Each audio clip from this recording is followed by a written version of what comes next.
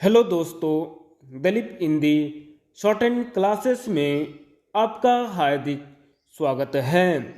दोस्तों, आज की डिक्टेशन रामधारी गुप्ता खंड 2 से बोली जाएगी। डिक्टेशन की गति 140 शब्द प्रति मिनट होगी। डिक्टेशन स्टार्ट करते हैं 5 सेकंड बाद।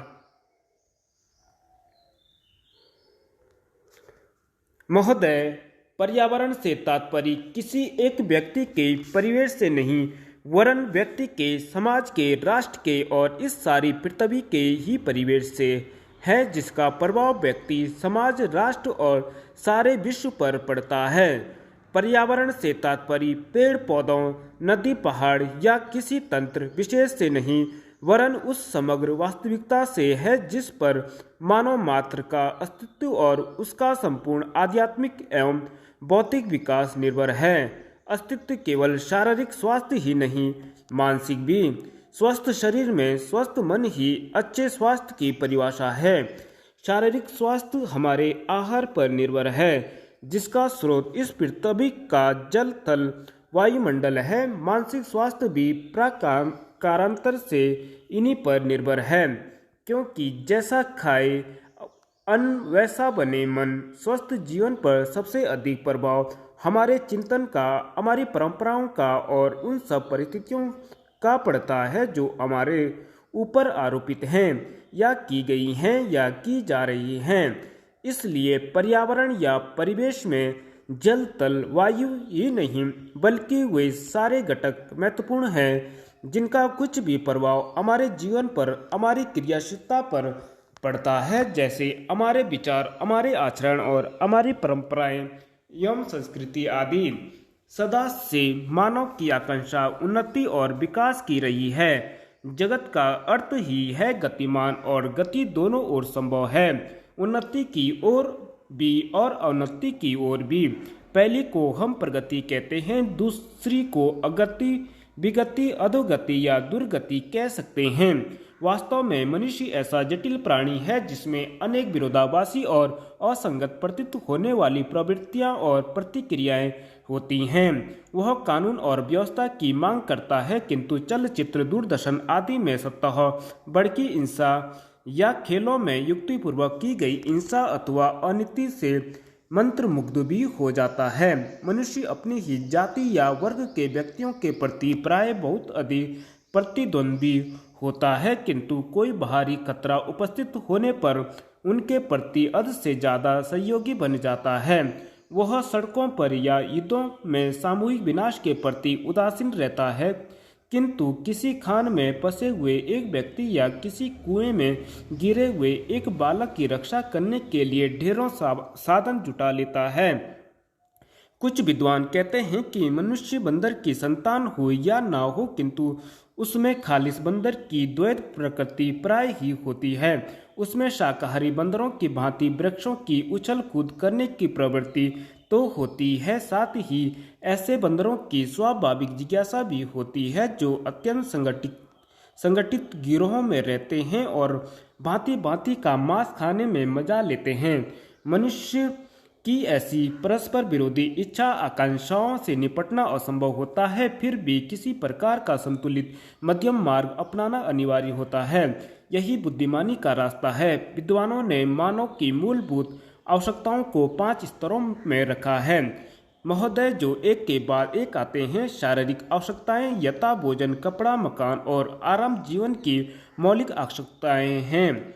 दूसरे स्तर पर आती हैं सुरक्षा और भविष्य के प्रति निश्चिंतता। इनके लिए मनुष्य भांति भांति की वस्तुओं का संग्रह करता है। फिर हैं सामाजिक आवश्यकताएं, जैसे अपने परिवार के भीतर और फिर बाहर के दूसरे लोगों से अच्छे संबंध बनाए रखने के लिए सामाजिक, आर्थिक, राजनीतिक और मनोरंजनात्मक संगठन बनाना। चौथे स्तर पर हैं हेम संबंधी आवश्यकताएं, जैसे आत्मसम्मान, आत्मविश्वास और आत्मतुष्टि आदि। आत्म परितोष अर्थात उन्नति, विकास और ख्याति प्राप्ति की क्षमताओं को साकार करना व्यक्ति के अंतिम और उच्चतम अपेक्षाएं हैं। इन आवश्यकताओं की पूर्ति के लिए मनुष्य अपने आसपास उपलब्ध पर्यावरण का दोहन करता है। जल, तल, वायु ही नहीं, पेड़ पौधों, पशु पक्षियों पशु पक्षी जीव जंतुओं तक का उपयोग करता है। सभी शक्तियों का यहाँ तक कि सबल व्यक्ति अपने से निर्बल व्यक्तियों तक दोहन करता है, जो शोषण की सीमा तक पहुँच जाता है। इसके लिए भांति भांति की तकनीकें खोजी और अपनाई जाती हैं। प्रौद्योगिकी ने मनुष्य को भांति भांति की आवश्यकता की वस्तुएं अभूतपूर्व प्रचुरता से देकर संतुष्ट किया है और आवश्यकता की सीमा रेखा भी खिसकाई है। विलासिता और सजावट की ऐसी सामग्री भी दी है जो अब बहुत कुछ आवश्यकताओं में गिनी जाने लगी है। स्वचल वाहन, दूरदर्शन, धुलाई मशीन, सफाई मशीन, सिलाई मशीन, स्टोव, चूल्हे, मिक्सी, फ्रिज आदि आदि सब अब बहुत से लोगों के लिए अनिवार्य आवश्यकता की कोटि में आ गई है। तकनीकी और औद्योगिकी से यह सब संभव हुआ है, किंतु एक ऐसा अल्प वर्ग भी है जिसके लिए विलासिता आवश्यकता की कोटि में आ चुकी है। विज्ञान की जन समुदाय के लिए तो मौलिक न्यूनतम आवश्यकताएं भी विलासिता ही बनी हुई हैं।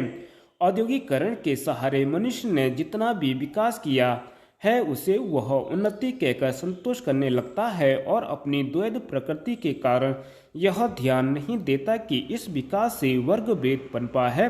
अमीरी गरीबी के बीच की खाई चौड़ी हुई है। जो व्यक्ति मानव की समानता, समाजवाद या साम्यवाद के गीत गाता है, वही अपनी द्वैध प्रकृति के कारण अपने पर्यावरण यहाँ तक कि मानव के भी शोषण के नए नए तरीके खोजता है। यह शोषण बलात्कार की सीमा तक पहुँच जाता है। मनुष्य ने अपनी बुद्धि का प्रयोग किया, फलस्वरूप भांति भांति का औद्योगिकरण हुआ और जल, थल, वायु सब प्रदूषण के शिकार हो गए। जितना ही अधिक विकास हुआ उतना ही अधिक विनाश हुआ। प्राकृतिक संपदा का भीषण ह्रास हुआ। व्यापक वन विनाश से भूमि बंजर और मरुस्थल बन गई। एक बड़ा हवाई जहाज एक दिन में जितनी ऑक्सीजन खर्च करता है उतनी ऑक्सीजन 17,000 हेक्टेयर वन में तैयार होती है, और वन बचे ही कितने हैं। उस उद्योग प्रधान सभ्यता का केंद्र पूंजी है और धर्म स्वार्थ है। मनुष्य का शोषण कर रहा है, देश देश का। आइए आज हम अपने विचारों को उस दिन तक ले जाएं जब अपने गणराज्य की घोषणा की थी, जब अपनी विकास की योजनाओं के संबंध में हमने वास्तव में काफ़ी प्रगति की है। परंतु क्या हम भारत के सब नागरिकों को दरिद्रता, अभाव तथा कष्ट से मुक्त करा पाए हैं? प्रकृति की शक्तियों को अपने अधीन करने और जनता के कल्याण के लिए उन्हें नियंत्रण में लाने की दिशा में भी हम आगे बढ़े हैं, किंतु हम यह नहीं भूल सकते कि कुछ महीने ही हुए हमें भारत के उत्तर पूर्वी प्रदेशों में भयानक बाढ़ का सामना करना पड़ा था, जिसके कारण यातायात के साधन छिन्न भिन्न हो गए और वहां की जनता को भारी हानि उठानी पड़ी। निसंदेह साक्षरता, प्रसार और रोगों के निराकरण के महत्वपूर्ण उपाय भी हमने सोचे हैं। यद्यपि अभी भी देश के बहुत से भागों में निरक्षरता और बीमारी पर्याप्त मात्रा में दिखाई देती है। जन कल्याण की योजनाओं को हम बराबर आगे बढ़ाते रहेंगे, यह हमारा दृढ़ संकल्प है, इसमें संदेह नहीं किया जा सकता। इन योजनाओं के पूरे होने के संबंध में जो प्रयास अब तक किया गया उससे भी हमें असंतुष्ट नहीं होना चाहिए। फिर भी जो कुछ अब तक किया जा सकता है, यदि वह बहुत चमत्कारी नहीं दिखता तो उसका कारण यह है कि अभी निर्माण कार्य जारी है और समाप्त नहीं हुआ है। राष्ट्र के निर्माण में समय की आवश्यकता होती है। आज हमारा गणराज्य दिवस है और भारत जैसे प्राचीन राष्ट्र के इतिहास में 5-7 वर्ष की अवधि एक स्वल्प काल है। आइए अब हम विगत वर्ष की घटनाओं पर नजर डालें और यह देखें कि विकास के कार्यों और निर्माण योजनाओं की दिशा में हम कहां तक आगे बढ़ सके हैं। यदि मुझसे यह कहा जाए कि बीते वर्ष की घटनाओं का वर्णन मैं एक वाक्य में करूं तो मैं कहना चाहूँगा कि संविधान में दिए गए निर्देशों के अनुसार हमने समस्त राष्ट्र के साधनों को ऐसे ढंग से जुटाना आरंभ कर दिया है जिससे यह स्पष्ट हो जाता है कि भारत में कल्याणकारी राज्य की स्थापना का श्री गणेश हो चुका है। पिछले वर्षों में हमने जो संकल्प और दावे किए थे अब वे मूर्तिमान होने लगे हैं। इसलिए अब यह समझना कठिन नहीं है कि राष्ट्र किधर जा रहा है और आगामी 10 या 15 वर्षों में हम किस स्थिति में होंगे। महान नदी घाटी योजनाओं पर कार्य बराबर जारी है। इनमें से एक योजना भाखड़ा नंगल योजना से बहुमूल्य पानी और बिजली पंजाब, पेप्सू तथा राजस्थान के भागों को मिलने भी लग गई है। दामोदर घाटी योजना से कुछ समय हुआ बिजली प्राप्त होने लगी थी और हीराकुंड, चंबल तथा दूसरी महान योजनाओं की भांति यह योजना भी यथेष्ट रूप से आगे बढ़ रही है। भाखड़ा नंगल योजना का प्रथम चरण समाप्त होने से अब यह स्पष्ट है कि इन महान योजनाओं के द्वारा देश में कितने महत्वपूर्ण परिवर्तन हो जाएंगे। धन्यवाद।